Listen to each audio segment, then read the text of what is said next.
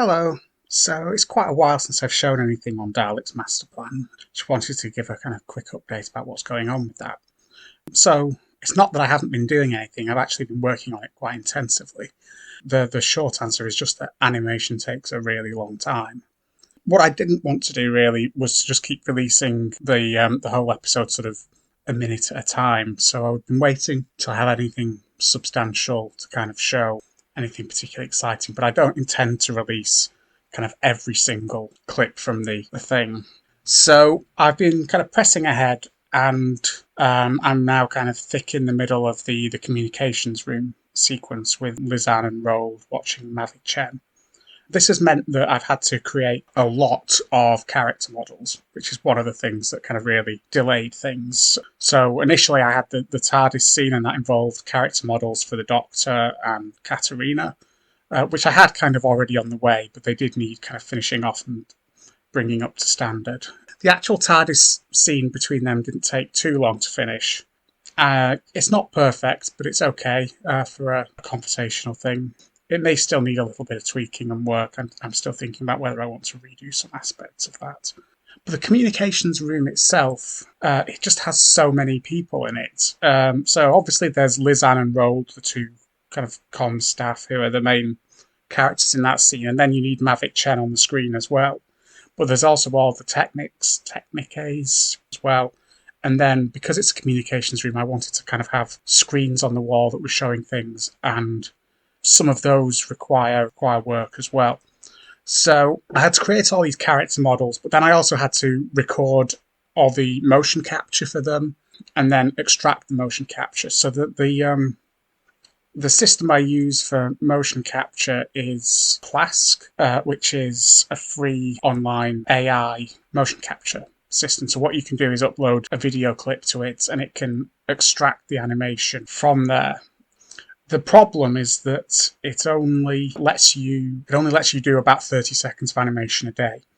So if you have a 4-minute scene with multiple characters in it, it can take quite a long time to kind of extract all the motion capture from those characters and put them together.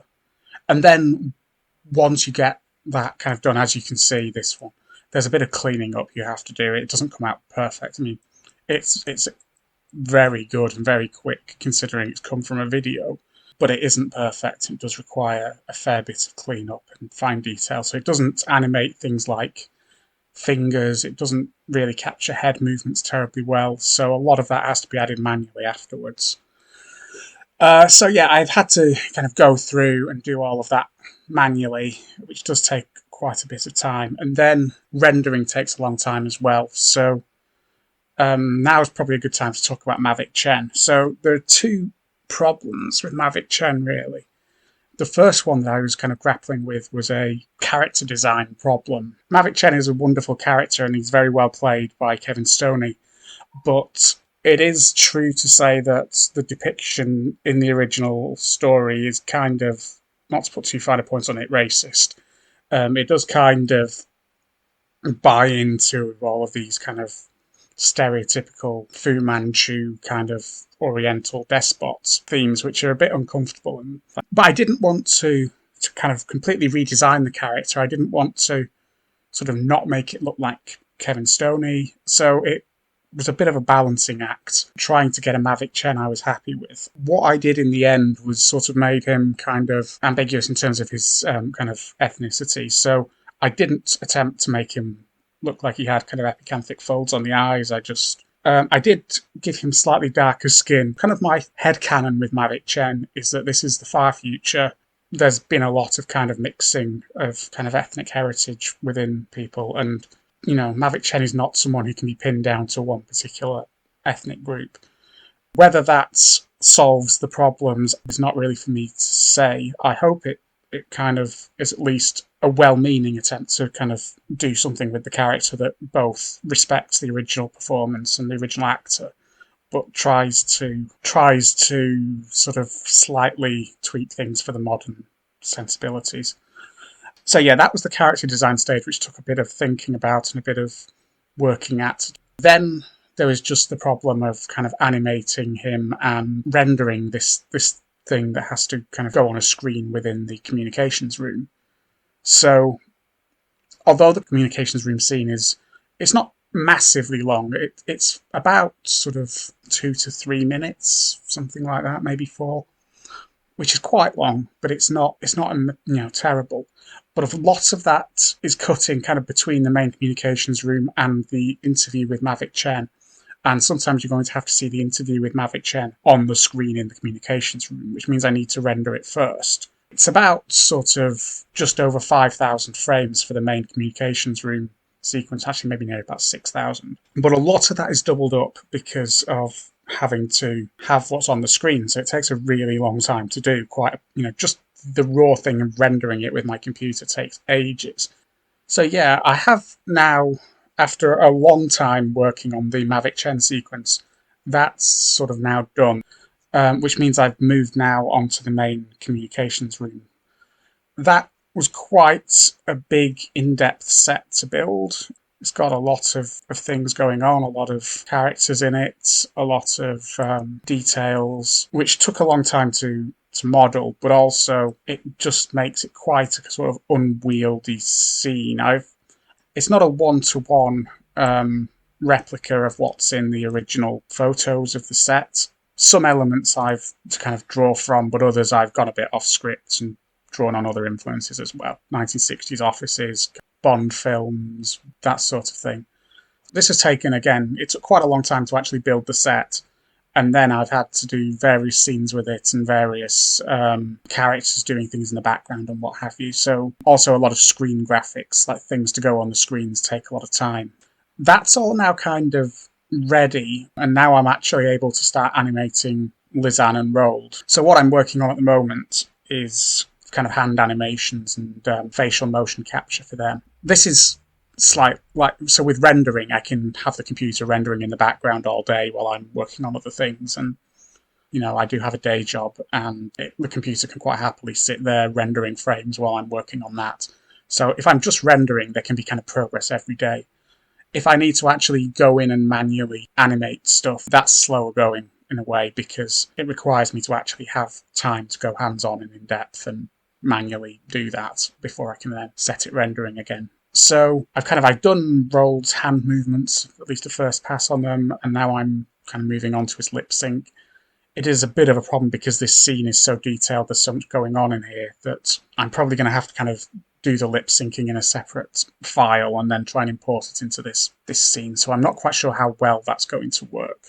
So what else has been happening? So I spent a lot of time on Mavic Chen's Spaceship, the Spa.